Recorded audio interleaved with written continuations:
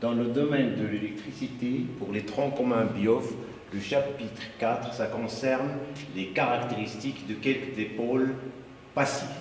Donc, pour étudier la caractéristique, on va définir premièrement les dipôles passifs. L'image qui est devant vous contient plusieurs composants électriques ou électroniques qui possèdent 2 pôles ou 3 pôles, mais dans notre cas, on va s'intéresser seulement aux composants électriques qui possèdent les 2 pôles. Alors, la définition, petit 1, définition d'un dipôle. Petit 1, définition.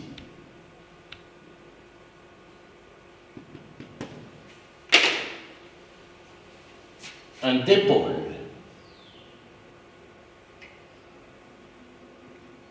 est un composant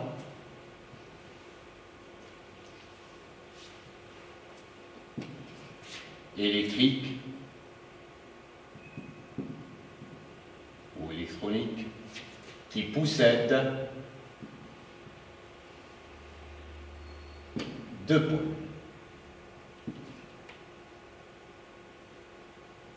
Bon, parmi la liste qu'on a vue, on peut donner comme exemple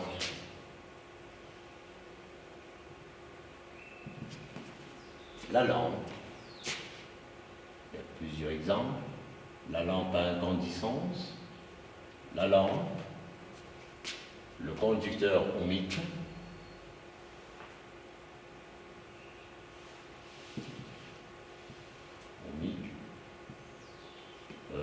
la diode, etc. On a plusieurs exemples. Alors, la lampe est un dipôle. Pourquoi? Parce qu'il possède 2 pôles, ainsi que la diode. On a vu pas mal d'exemples, pas mal de dipôles aux composants électriques qui possèdent 2 pôles. On représente dans un circuit le dipôle par ce schéma suivant. On représente un dipôle par la notation suivante. Des dipôles, ça veut dire dipôles qui possèdent 2 pôles A et B qu'on note arbitrairement à B. Alors, on va utiliser ce dipôle-là pour étudier la caractéristique. Mais avant, il faut définir tout d'abord qu'est-ce que ça veut dire un dipôle passif. Le dipôle est passif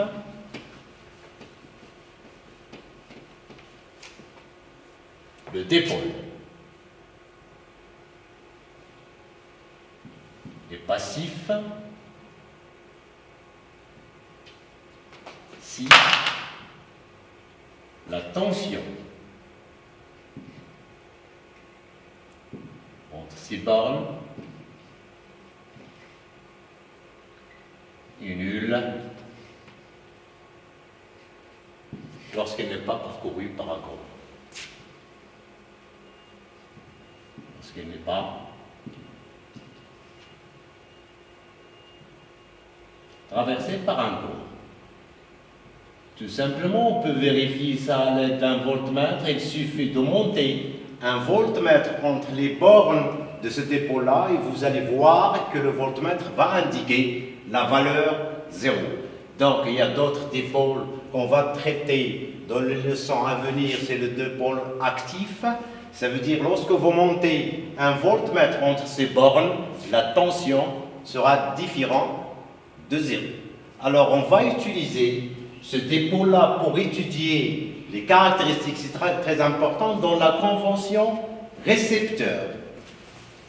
La convention récepteur, ça veut dire à flécher le circuit, à représenter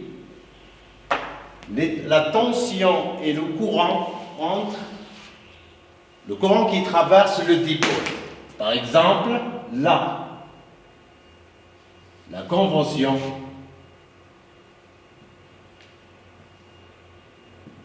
récepteur.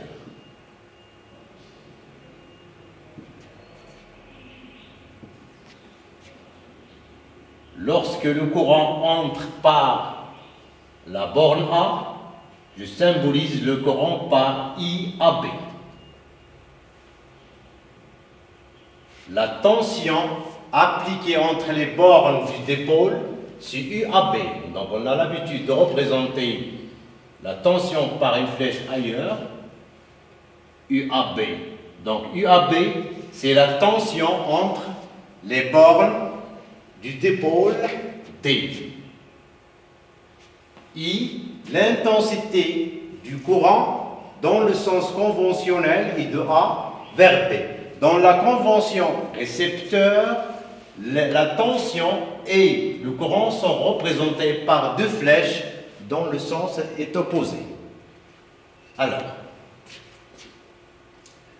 on a défini dorénavant l'intensité du courant, ou bien le courant électrique est un déplacement de porteur de charge et que la tension représente la dissymétrie électrique entre les bornes de ce dipôle-là. Alors, pour définir la caractéristique de ce dipôle, on va essayer de chercher quelle est la relation entre ces deux grandeurs. Donc, grand 2, la caractéristique, grand 2, caractéristique d'un dipôle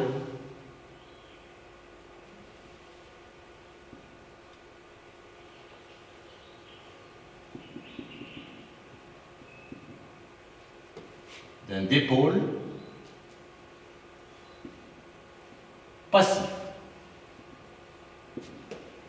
Premièrement, on va indiquer le montage expérimental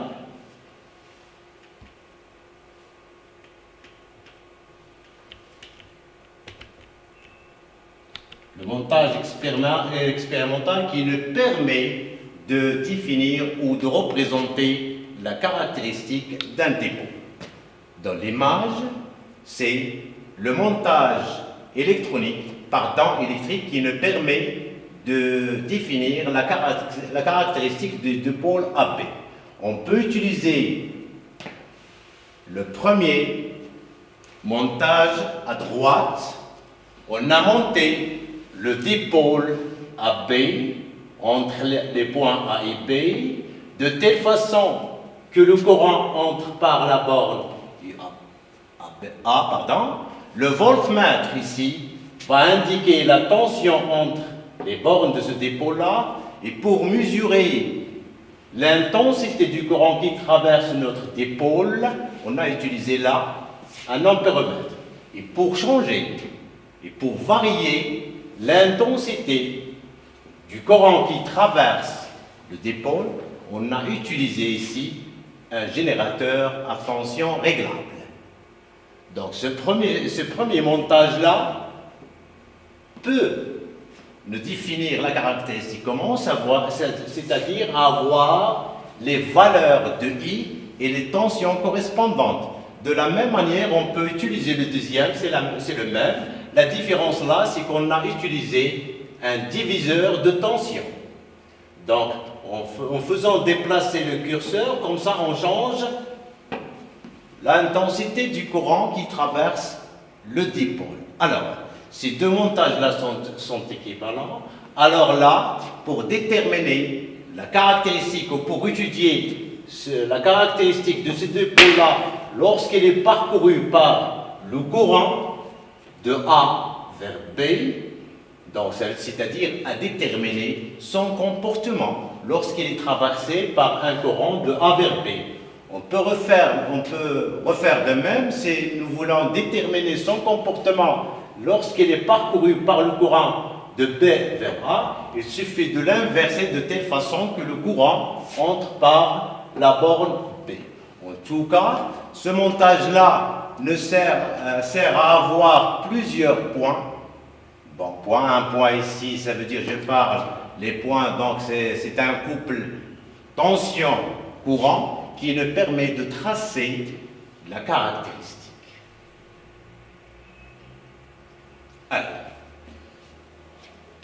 comment on a tracé cette caractéristique? Alors, on a parlé du montage. Le montage expérimental permet le montage permet de déterminer le couple UAB-IAB. Je parle lorsque le courant entre par la borne A. Donc nous aurons plusieurs valeurs de U et I qui nous permettent de tracer la caractéristique. C'est quoi une caractéristique? Donc la courbe qui est devant vous est obtenue point par point. Par exemple là, lorsque la lampe est traversée par un courant de A vers B, lorsque la valeur du courant est à peu près égale à 0,1, la tension entre ces bornes est égale à 1,5 volts. On a tracé la caractéristique point par point, de telle façon à avoir cette courbe pour déterminer quel est le comportement de ce dépôt-là lorsqu'il est monté dans un circuit. Tout d'abord, la caractéristique-là est tracée par l'ensemble des points ou du couple obtenu à partir du montage expérimental vu précédemment. Alors là, la caractéristique qui est devant vous, c'est la caractéristique qui est devant vous, la caractéristique là représente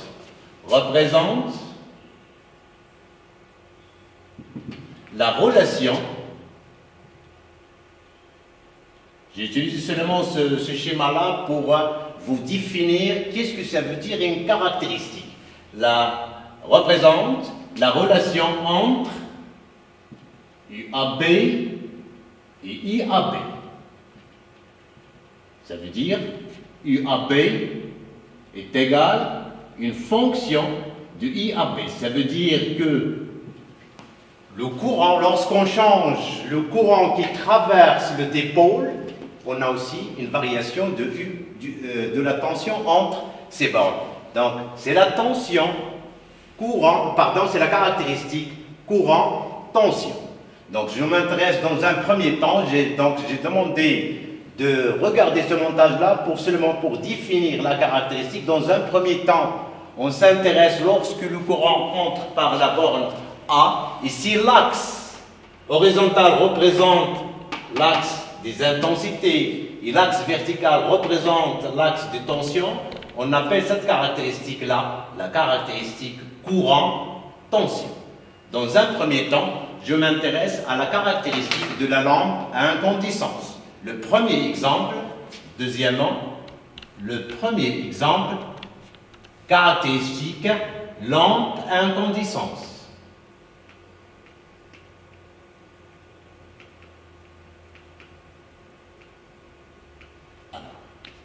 La lampe à incandescence est un dipôle passif. Dont le symbole est représenté de cette façon. Lorsque le courant traverse la lampe dans le sens de A vers B ou le note IAB, et la tension entre ces bornes UAB. Dans la convention récepteur. De même, lorsque le courant entre par la borne B, on représente ces flèches-là de cette façon-là, IBA et UBA. Alors, ça veut dire on va déterminer le comportement de la lampe lorsqu'elle est traversée par le courant de A vers B, son comportement lorsqu'elle est parcourue par le courant de B vers A. Donc à la place du dipôle précédent, on monte ce dipôle-là, la lampe à incandescence, pour déterminer son comportement. On a représenté la caractéristique qui est devant vous, donc elle est composée de deux caractéristiques normalement.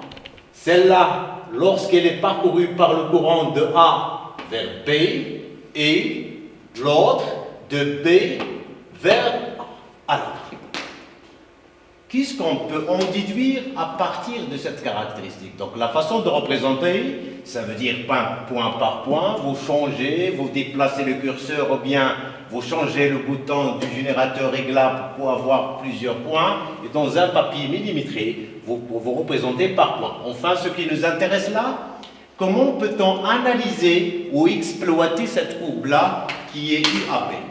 Donc,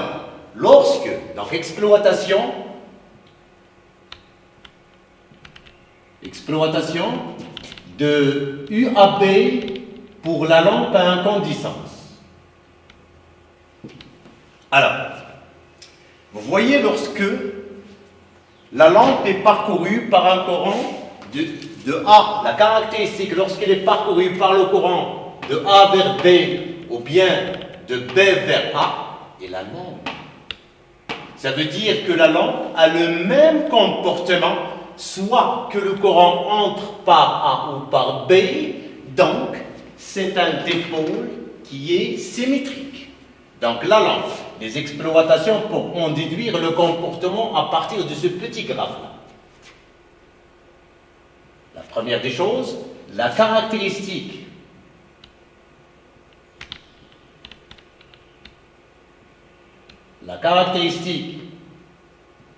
est symétrique, donc la lampe est un dipôle symétrique.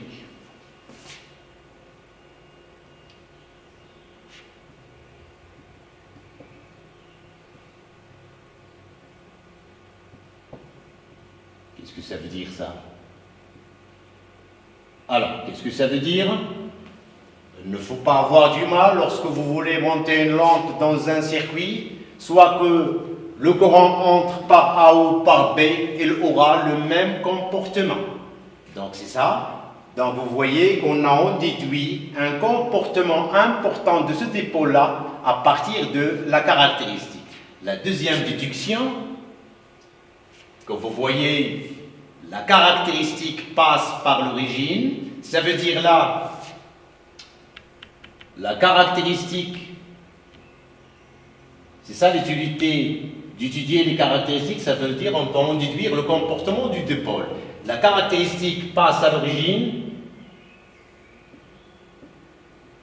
Qu'est-ce que ça veut dire l'origine de la caractéristique? Ça veut dire lorsque U est égal à 0, I est égal à 0. Donc c'est un dipôle, bien sûr, passif.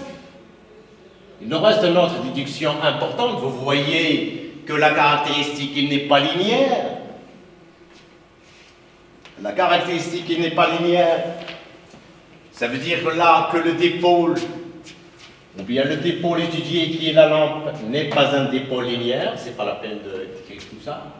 La lampe a incandescence, bien sûr, et un dipôle non linéaire. Ah, c'est très important. Donc, qu'est-ce que ça veut dire un dipôle non linéaire? Ça veut dire là, on a vu dans la leçon précédente, la caractéristique d'un conducteur ohmique est linéaire. Ça veut dire qu'il est caractérisé par une grandeur physique, la résistance.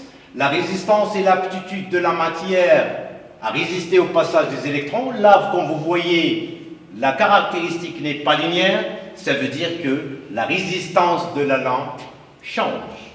Donc le but de la caractéristique, c'est de déduire le comportement d'un dipôle lorsqu'elle est montée dans un circuit. Donc pour nous, pour la lampe, le comportement de la symétrie, être passif, et la non-linéarité, ça veut dire que sa résistance varie en fonction de un autre dipôle de la même manière, c'est la diode normale. Deuxièmement, la lampe normale. Ou troisièmement, pardon, la diode normale. Vous pouvez revenir à la liste, là, voilà. La diode, vous voyez, c'est un dipôle sous forme cylindrique. Vous voyez que les deux extrémités sont colorées différemment. Sont colorées différemment, ça veut dire là, il y a quelque chose que je veux dire par la suite, on va l'en tirer à partir de la caractéristique. La diode, elle est représentée par un petit cylindre. Un petit cylindre, j'essaie de la représenter. Voilà notre diode. Un petit cylindre. C'est un dipôle, mais vous voyez que le constructeur a fait un petit cercle là. Peut-être pour différencier les pôles, je ne sais pas, on ne sait pas maintenant. A, le pôle A et le pôle B. Donc c'est un dipôle. Alors, toujours on va utiliser le symbole qu'on va utiliser dans les montages électriques. On ne va pas représenter la diode par ce symbole-là. Donc là, on représente un petit symbole simple, on va dire pourquoi par la suite on a choisi de représenter cette diode-là sous forme d'une flèche. Donc on va en déduire le comportement à partir B. Donc IAB dans la convention récepteur, IAB, lorsqu'il est traversé par un courant de A vers B, la tension UAB. Donc c'est un composant, on a dit notre objectif, c'est de déterminer les caractéristiques ou le comportement sans s'intéresser à la composition interne. Donc ce dipôle-là est formé d'un semi-conducteur dopé par semi-conducteurs comme le silicium ou le germanium, dopé par des atomes de carbone. Mais ce qui nous intéresse, nous, c'est le comportement lorsqu'il est monté dans un circuit électrique. Voilà, je représente les différentes façons parce que c'est très important d'étudier le comportement lorsqu'il est parcouru par le courant dans le sens A ou dans le sens B.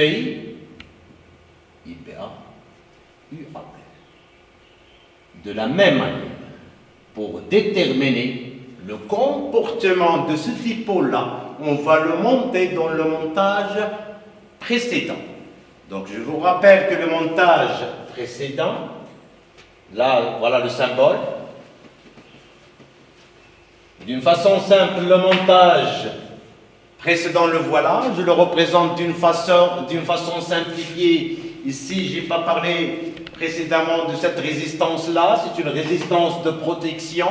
Si vous ne voulez pas dépasser la valeur maximale de l'intensité que peut supporter ce dipôle-là, je vois que c'est très important de représenter ces schémas-là avec ma petite diode. Là, une résistance de protection. La diode, le dipôle étudié, A vers B. Ici, la résistance de protection.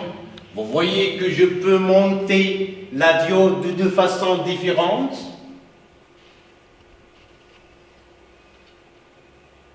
Donc, on peut utiliser parce que le diode ne peut pas supporter une grande tension. Donc, c'est pour cela qu'on utilise une résistance. Donc, vous voyez, j'ai changé la place parce que on a étudié que le courant est le même dans tous les points d'un circuit série. Là, ici, ce qui m'intéresse là, BA. Là, c'est le premier schéma à utiliser avec des diodes. Là, la diode là, le courant entre par la borne A, IAB. Ici, il entre par la borne B, IB.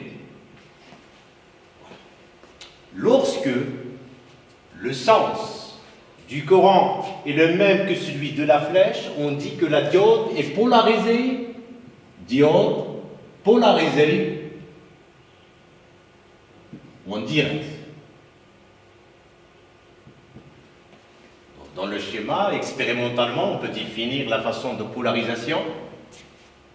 Ici, diode polarisée en inverse. Voilà. Voilà les deux schémas à retenir, à savoir monter un schéma ou utiliser un schéma qui contient une diode. La diode là, donc ce schéma-là ne me permet pas, comme vous voyez, de me tracer ou de me donner les points qui me permettent de tracer la caractéristique. Il faut utiliser soit un diviseur de tension pour varier la tension, ici, ou bien un générateur à tension réglable. Alors là, j'utilise d'une façon simple un générateur à tension réglable pour changer. Bon, la tension au bord du générateur est comme ça, l'intensité du courant va changer. Là, la tension entre les bornes de la diode, lorsqu'elle est polarisée en direct, là, UBA, voilà, et pour mesurer dans les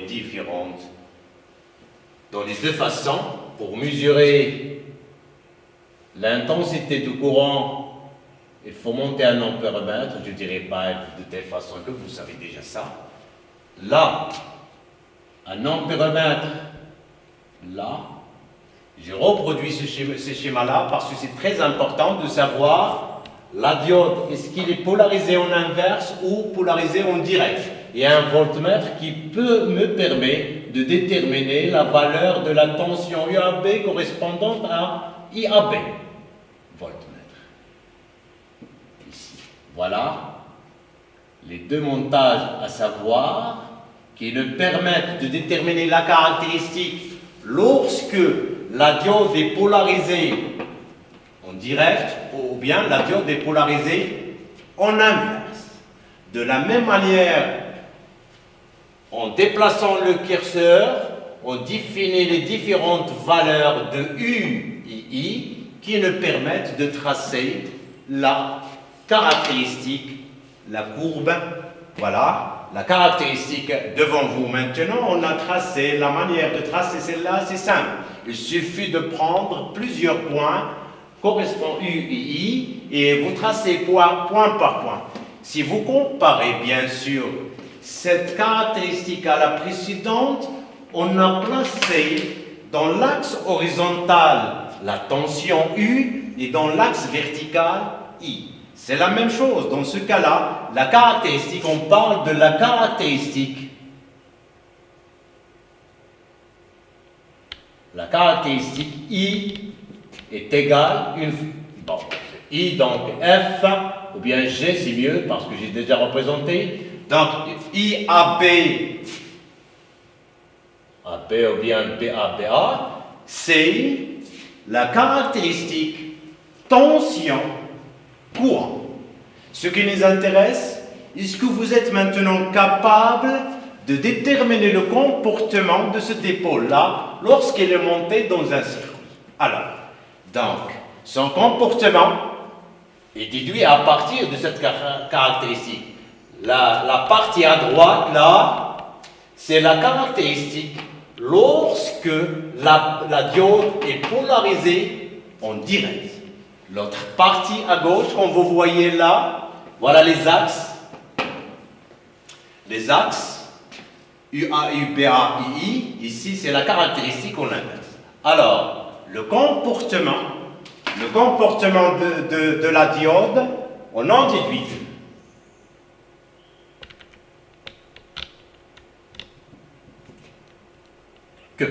Voilà, le comportement de la diode lorsqu'elle est polarisée en direct, à droite. Lorsque la diode est polarisée en direct. En direct, voilà.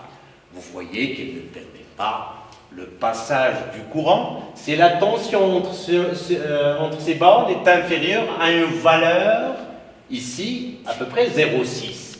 Lorsque la tension UAB est inférieure à 0,6, je parle lorsqu'elle est polarisée en direct.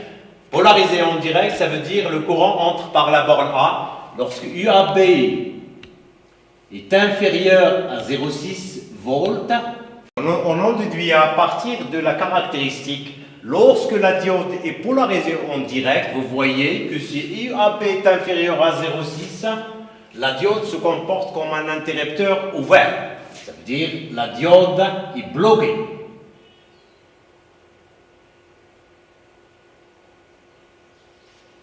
La diode est bloquée. Ça veut dire, même si la tension est différente de 0, vous voyez que la diode est bloquée. Je parle même entre 0 et 0,6 parce que je parle du sens direct. Alors, pour UAB supérieur à 0,6, carrément, la diode est passante. Elle permet le passage du courant. Et passante. Alors là, chaque diode est caractérisée par cette tension-là qu'on appelle la tension seuil, caractérisée par une tension qu'on doit appliquer aux bornes de la diode pour qu'il permette le passage du courant dans le sens direct. On note ce 0,6-là, US, appelé la tension seuil. Et la tension seuil, c'est la tension minimale qu'il faut appliquer dans le sens direct aux bornes de la diode pour qu'il permette le passage du courant. Je répète la définition sans l'écrire. La tension seuil est la tension minimale qu'il faut appliquer entre les bornes de la diode dans le sens direct pour qu'il permette le passage du courant. Voilà, il a un double comportement, même s'il est polarisé en direct, il faut qu'on dépasse une certaine valeur. Chaque diode est caractérisée par un seuil. Donc, lorsque maintenant la diode est polarisée en inverse,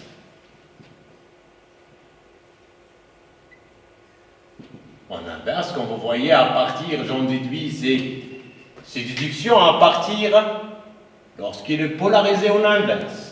Lorsqu'il est polarisé en direct, lorsqu'il est polarisé en inverse, vous voyez que la diode, quelle que soit la valeur de la tension appliquée, 0,4, 0,6, 1, etc., vous voyez que la diode se comporte comme un interrupteur ouvert, la diode est bloquée.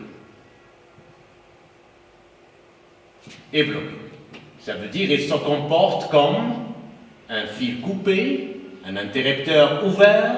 Voilà, on peut représenter par un interrupteur, vous avez l'habitude de représenter l'interrupteur par K, AB. Voilà le comportement de la diode est représenté de. Donc, ce qu'il reste là, vous voyez que, voilà le comportement. Il nous manque aussi à définir ou à comparer le comportement lorsqu'il est polarisé en inverse ou direct. Vous voyez que la caractéristique